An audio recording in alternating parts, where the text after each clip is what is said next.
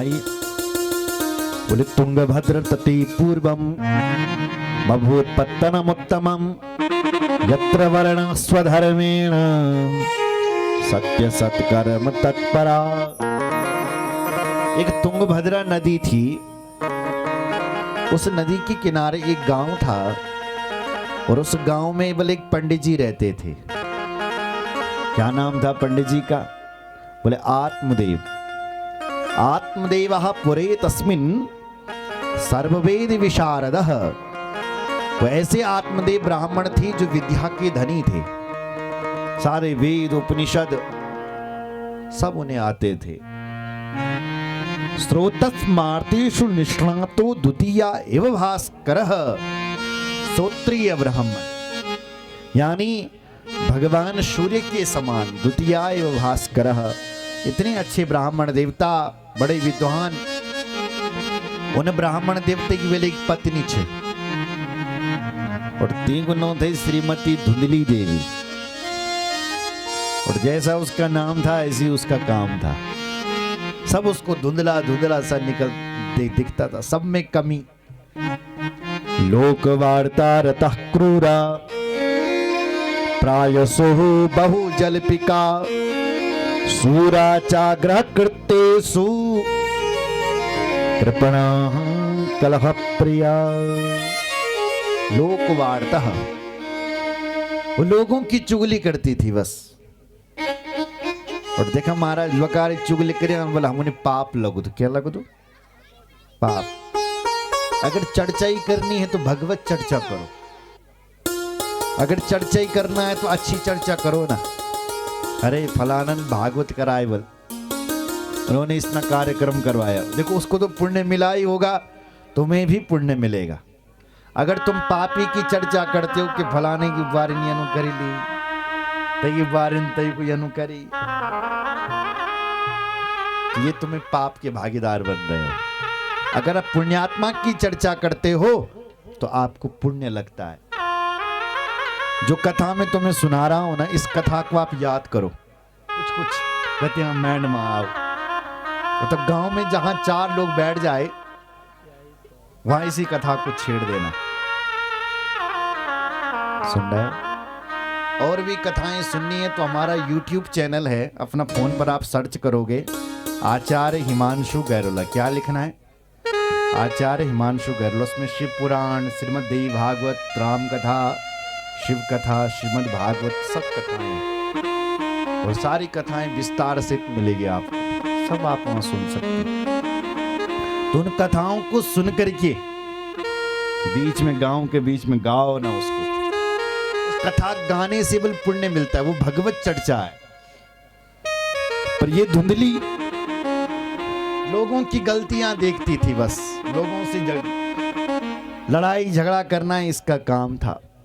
ऐसे आत्मदेव की पत्नी, दोनों दंपतियों के मन में एक क्या दुख थे? बोले क्या दुख थे महाराज? बोले पति पत्नी का कोई बेटा न था, तो ये दुखी रहते थे। ये इसलिए दुखी रहते थे कि अपुत्रस्य गति नास्ति स्वर्गे नैव च। वेद व्यास जी देवी भागवत में कहते हैं कि मेरे पुत्र नहीं है, मुझे गति कैसे मिलेगी? क्योंकि पुत्र के बिना तो गति नहीं मिलती है, फिर मेरी गति कैसी होगी? तो आज ब्राह्मण भी यही सोच रहा है कि मेरी पुत्र नहीं है, क्या होगा मेरा? एक दिन ब्राह्मण के मन में इतना दुख हुआ कि वो ब्राह्मण घर छोड़ करके वन के लिए चला गया महाराज।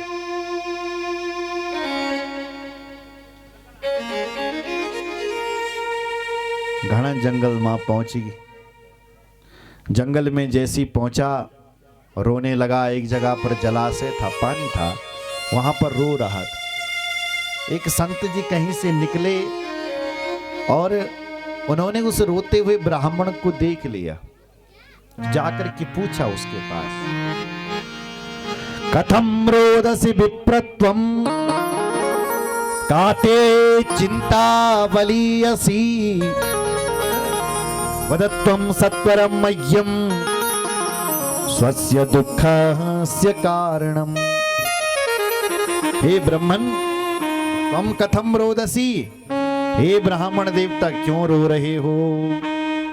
काती चिंता बलियसी, तुम्हें कौन सी चिंता सता रही है? सत्वरम वद, शीघ्र हमें बताओ। तब उस ब्राह्मण देवता ने संत जी के चरणों में प्रणाम किया और कहा, महाराज मेरे पूर्व जन्म के सारे पाप उदय हो गए। एक ही शब्द बोला, क्या बोला? बोले मेरा पूर्व जन्म का बोले सारा पाप उदय हो गया। क्यों हो गए, क्या हो गया ऐसा? बोले जब मैं अपने पितरों को जल देता हूं ना तो उनके आंखों में आंसू आ जाते हैं। महाराज देखो हमारे ऊपर 3 ऋण हैं, पितृ ऋण, ऋषि ऋण और देव ऋण। तो पितृ ऋण से मुक्त होने के लिए हमें पितरों को तिलांजलि, श्रद्धांजलि, धूपांजलि ऐसी कथाएं करवानी चाहिए। कुछ नहीं तो 1 लोटा जल तो आप दे ही सकते हो ना। और पितरों का जो तिथि होती है वो अमावस्या होती है और जो पूर्णिमा तिथि होती है वो देवताओं के लिए होती है। तो ब्राह्मण कह रहा है कि जब भी मैं अपने पितरों को जल देता हूं तो उनकी आंखों में आंसू देखता हूं। क्यों? बोले मेरे बाद कोई उनको जल देने वाला नहीं है। महाराज मेरे घर में कोई बेटा और बिटिया नहीं है। दिग्जीवितम प्रजाहीनम दिग्जन्म चा प्रजाम विना दिग्धनम चानपत्यस्य दिक्कुलम संततिम बिना। संतति के बिना तो ये जीवन बेकार है ना। इसलिए मेरा कोई पुत्र नहीं है इसलिए मैं रो रहा हूं। ना पुत्र है ना पुत्री है। महाराज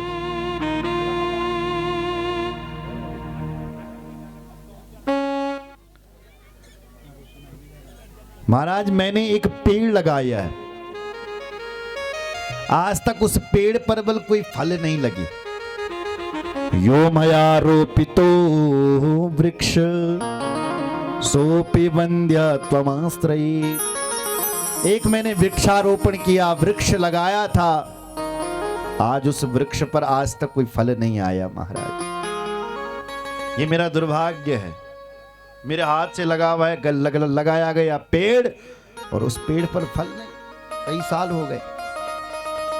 और तो सुना तुम, यो गौड़ी मेरी पादी गौड़ी बचपन बेटी 3 पांव लगी और आज तक उस गैया का भी कोई बछड़ा नहीं हुआ। पाल्यते या मया धीनो सावंद्या सर्वथा भवेत्। वो गौ माता भी अभी तक बांझ है। बताओ मेरा पत्नी भी बांझ, जो वृक्ष लगाया वो भी बांझ और जो गौ माता पाली है आज तक उसका भी कोई बछड़ा नहीं। ये दुर्भाग्य तो है। ये मेरी कहानी है। वो जो साधु था ना लंबी दाढ़ी वाला, उसने ब्राह्मण को समझाया कि देखो ब्राह्मण देवता, मुझे पता लग गया आप पुत्र के लिए दुखी हो रहे हैं। देखो इस संसार में कोई किसी का पुत्र और पुत्री नहीं है और पुत्र से तुम्हें सुख मिलेगा ऐसी गारंटी भी नहीं है। जानवरों के तो दर्जनों पुत्र होते हैं, किससे सुख मिलता है? क्या पता पुत्र हो गया और ऐसा पुत्र हो जो पिताजी को लात मारे। आजकल तो ऐसे दुष्ट पुत्र भी हो रहे हैं महाराज। बाप को लात, बाप के ही घर से बाप को निकाला जा रहा। आश्चर्य, महान आश्चर्य। ऐसे लोग नरक में जाएंगे। बाप को घर से निकाल रहे हैं, जिसने बेचारे ने कुड़ी द्वार बनाए हैं उसको निकाल रहे हैं। जानते हैं पाल लेंगे आप तो समझाया, देख बेटा बेटी के लिए रो मत, बेटा बेटी में कोई सुख नहीं रखा हुआ है। मुंचा ज्ञानम प्रजारूपम बलिष्ठा कर्मणो गति विवेकम तु समासाद्या यद संसार वासना। एक विवेक से काम लो ब्राह्मण देवता, संसार में आसक्ति मत रखो। संसार के पुत्र पुत्र से तुम्हें सुखी मिलेगा, सुख मिलेगा, इसकी कोई गारंटी नहीं है। ब्राह्मण बड़े पढ़े लिखे थे, विद्वान आदमी थे। तो ब्राह्मण ने संत जी के लिए कहा है, संत जी आप जानते क्या हो गृहस्थ धर्म के बारे में? तुम्हें क्या पता कि गृहस्थी का आनंद क्या होता है? अरे तुम्हें पता है जिस घर में पुत्र और पुत्री नहीं होती है वो घर तो खाने के लिए दौड़ता है। और तुम्हें पता है गृहस्थ की शोभा ही पुत्र और पुत्री से होती है। गृहस्थः सरसो लोके पुत्र पौत्र समन्वितः। गृहस्थ की तो शोभा ही पुत्र और पौत्र से है। ब्राह्मण कह रहे देखो महाराज, ये छोटे छोटे बच्चे होते हैं और जब तोतली वाणी बोलते हैं मम्मी पापा दादा दादा, दादा से पूछे कितना आनंद आता है। जब छोटा नाती कहता दादा, तो दादा से पूछिए दादा को क्या आनंद आता है। और उन मम्मी पापा से पूछिए कि जब वो छोटे छोटे बच्चे मम्मी मम्मी पापा पापा कहते हैं, मेरे कान उस तोतली वाणी को सुनने के लिए कब से तरस रहे हैं। और तुम कह रहे हैं कि पुत्र पुत्र में कोई आनंद नहीं। बाबाओं को पता ही क्या है कि गृहस्थ का आनंद क्या होता है, तुम्हें क्या पता। महाराज पंडित जी ने जब इतनी बड़ी बात कही, जो बाबा जी थे वो बहुत महान थे। बाबा जी ने कहा देख मैं और भी भविष्य जानता हूं। क्या? बोले मैं मस्तिष्क रेखा और जानता हूं। बोले क्या लिखा महाराज, पढ़ो जरा इस पर क्या लिखा है। बोले इस पर लिखा है सुन विप्रमया तेध्या प्रारब्धम तु विलोकितम सप्त जन्मावधि तव पुत्रो ने वचा। हे ब्राह्मण, मैंने तेरी मस्तिष्क की रेखा को पढ़ लिया है और इसमें लिखा गया है, लिखा हुआ है तो इस जन्म को तो छोड़ दे, 7 जन्म तक बोल तेरा भाग मां कोई पुत्र और पौत्र नहीं।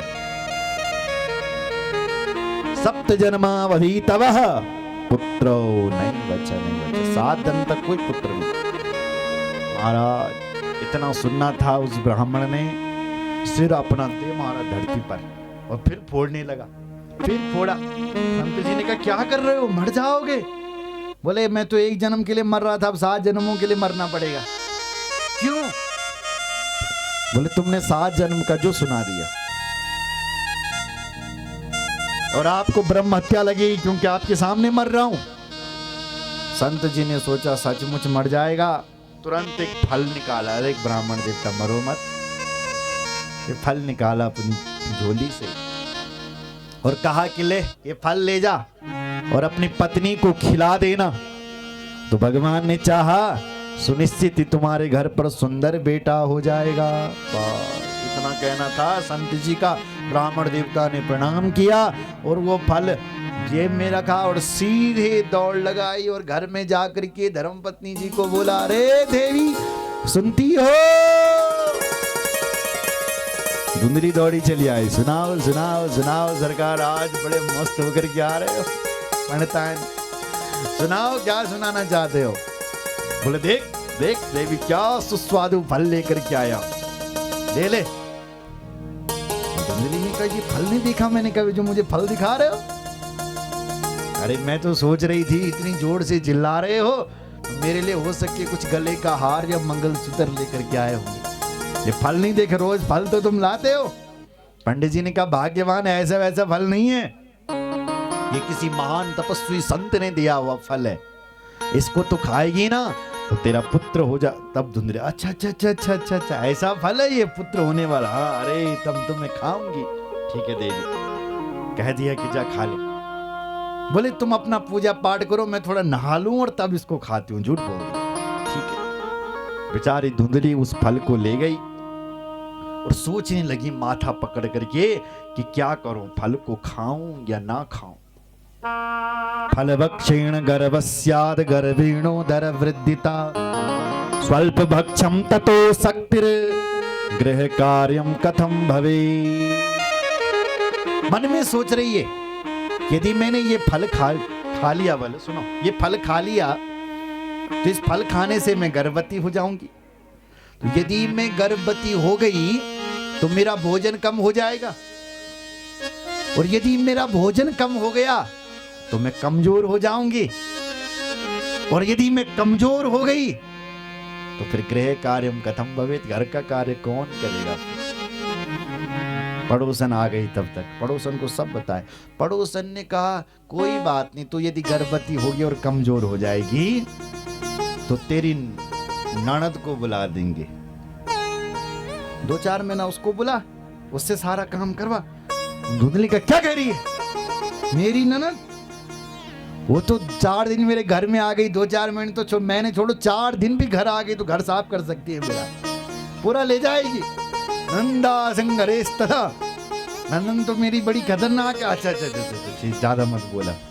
ननद को चुप नौकर जाकर, हाँ ठीक है पर क्या करूं, फल खाऊं कि ना खाऊं, सोच रही है धुंधली। पड़ोसम समझा रही है कि खा ले। बोले एक बात बता, पूछ। बोले मैंने ऐसा सुना था कि सुखदेव जी महाराज अपनी माँ के पेट में 12 साल तक रहे थे, क्या ये बात सत्य है। बोले सुना तो मैंने भी ऐसे ही था। बोले कहीं मेरा बेटा 9 महीने की जगह थी 12 महीने रह गया और 2-4 साल भी रह गया तो मैं तो बिना मौत की ही मर जाऊंगी। देख बहन, धुंधली बगाड़ जी देखा ही धुंधली पूरी। देख बहन, पहले तो बच्चे को पेट में रखने में बड़े कष्ट, और फिर सकुशल जन्म हो जाए, फिर लालने पालने में भी बड़े कष्ट। लालने पालने दुखम प्रसूतायास्य वर्तते, फिर लालने पालने में भी उस बच्चे को बड़े कष्ट। इसलिए मैंने अब निर्णय लिया है कि अब मैं ये फल खाती ही नहीं हूँ। कहती हैं कि मैं तो उन नारियों की सराहना करता हूँ जो नारी विधवा है। वंद्या वा विधवा नारी सुखिनी चेति में मति एवं कुतर्क योगेन तत्फलम नैव भक्षितम। कहती है कि वो विधवा नारी अच्छी है, वो बांझ नारी अच्छी है जिनके पुत्र नहीं होते। कहीं मेरा पुत्र हो गया फिर उसको लालने पालने में भी बड़ा कष्ट। एवं कुतर्क, इतने कुतर्क सोचे उस धुंधली ने, फल नहीं खाया महाराज। तो एक दिन इसकी छोटी बहन आ गई। एकदा भगनी तस्या गृहम स्वेच्छाया गता। एक दिन इसकी भगनी छोटी बहन आई और छोटी बहन यही चाहती थी कि इस धुंधली कुछ नहीं चैन होने। क्यों नहीं चैन होने? ताकि इसका जो माल है वो मेरा हो जाए। तो छोटी बहन ने और सिखा दिया, फल खाने से भी कोई बेटा बेटी होते हैं? सब बकवास है, झूठ है। वही बाबा के कहने से इस फल खाने से बेटा, सब झूठ, नहीं होते हैं। और तुझे यदि विश्वास है कि फल खाने से पुत्र होते हैं तो तू इस फल का प्रयोग अपनी गाय के ऊपर कर ले। गाय को ये फल खिला दे, देखते हैं क्या होता है। क्या था महाराज, छोटी बहन की बातों में आ गए, ये फल निकाला और गौ माता को खिला दिया और अपने पति को विश्वास दिला दिया कि मैं फल खाई। पंडित जी खुश हो गए और कहने लगे ओहो, अब तो हमारे घर में भी 9 महीने बाद किलकारियां गूंजेगी। खुश हो गए पंडित। छोटी बहन ने कहा तू चिंता मत कर, मेरा पुत्र होगा मैं तुझे दे दूंगा। और सचमुच हुआ उसका बेटा, उसने लाया और धुंधली को सौंप दिया। धुंधली ने वही बेटा अपने पति को दिखा, देखो महाराज सचमुच बेटा हुआ है।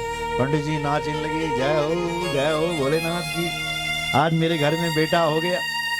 और ठीक 3 महीने बाद त्रिमासे निर्गते चाथ साधेनु सुसुवैर्भकम, उसके 3 महीने बाद जिस गाय को फल खिलाया था उस गाय का भी एक सुंदर पुत्र हो गया। सर्वांग सुंदरम दिव्यम निर्मलम कनकप्रभम, निर्मलम कनकप्रभम। कनक सुंदर सर्वांग सुंदर बालक महाराज। देखने वालों की भीड़ इकट्ठी हो गई। पंडित जी बधाई हो, बधाई हो, बधाई हो। अरे भगवान जब देते हैं तो छप्पर फाड़ करके देते हैं। कहा तो हमारे पंडित जी के एक भी पुत्र नहीं थे। अब देखो गाय ने भी मानव पुत्र को जन्म दिया। दृष्ट्वा प्रसन्नो विप्रस्तु संस्कारां स्वयमादरे।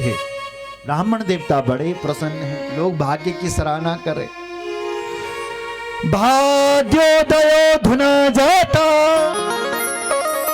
आत्मदेवस्य पश्यता धीन्वा बाल प्रसूतस्तु दैवरूपी कौतुकम। पंडित जी बधाई हो, बधाई हो। विधाता का कौतुक देखिए, दो पुत्र हो गए, दो पुत्र हो गए। कहाँ तो बेटा ही नहीं था, आज दो पुत्र। बेटे बड़े हुए, पंडित जी ने नामकरण संस्कार किए। गाय के पुत्र के कान थोड़े से गाय जैसे थे, इसलिए उसका नाम गौकर्ण रखा। और अपने बेटे का उसको सुंदर सा नाम सोच रहे थे कि रखता हूं, तब तक धुंधली खड़े। धुंधली ने कहा कष्ट मैन भैया नो रखना तीन तो मगाड़ी। वाह वाह मेरे पंडित जी। पंडित जी ने कहा भाग्यवान, नाराज क्यों होती हो, तुम नाम रख लो। तो धुंधली ने कहा हाँ हाँ हाँ ठीक है।